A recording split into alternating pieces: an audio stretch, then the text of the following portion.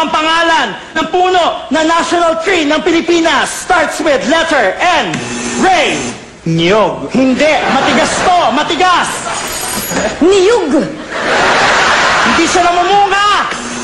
Niyog na baog. Matigas, hindi namumunga. Tapos, nakikita lang ito sa mga virgin forest. Go, Marina! Virgin coconut oil. Puno nga, puno. Ano? Virgin coconut tree. Puno to, puno na malaking malaki. Sa sobrang laki nito, kapag pumunta ka sa ilalim, pwede kang magpalamig. Go! Ice buko. Inig mabuti, sino ang nakapatay kay Magellan? Ang initials niya ay LL. Marina! Lito lapid. Ano ka ba? Hindi Pampanggenyo ang tinutukoy ko. Taga Cebu, Cebuano. Alam mo yan. Leto, lapid. Ano ba? Inuulit-ulit ang pangalan ng taong ito. Inuulit-ulit. Go! Leto, lapid. Maikli lang yung pangalan niya para nickname lang. Go! Lotlot.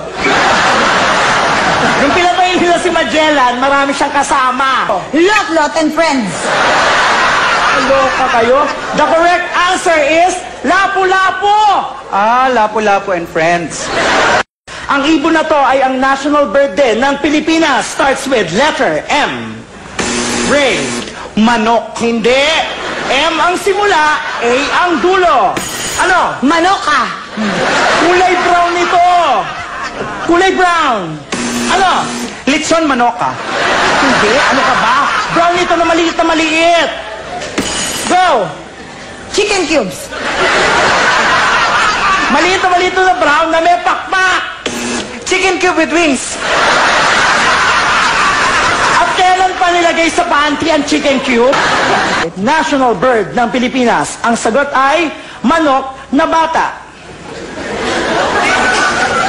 Walang masyadong natawa. Saan tayo madalas pumunta pag summer para maligo? It starts with a letter B. Ray. Banyo. Ay nako, hindi. Pag pumunta ka dito, maaarawan ka. Marina. Bubong. Hindi. Kapag pumunta ka dito, marami kang makikitang babaeng nakabikini. Ray. Beer house. Sorry, Ray. The correct answer is beach. Ay, beach house.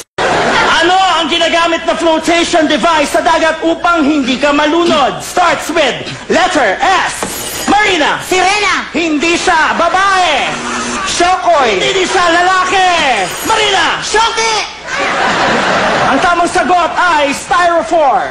Hello? Salbabido kaya yun. Alam mo pala, bakit hindi mo sinagot? Eh di sana sinabi mo sa, hindi S. O nga.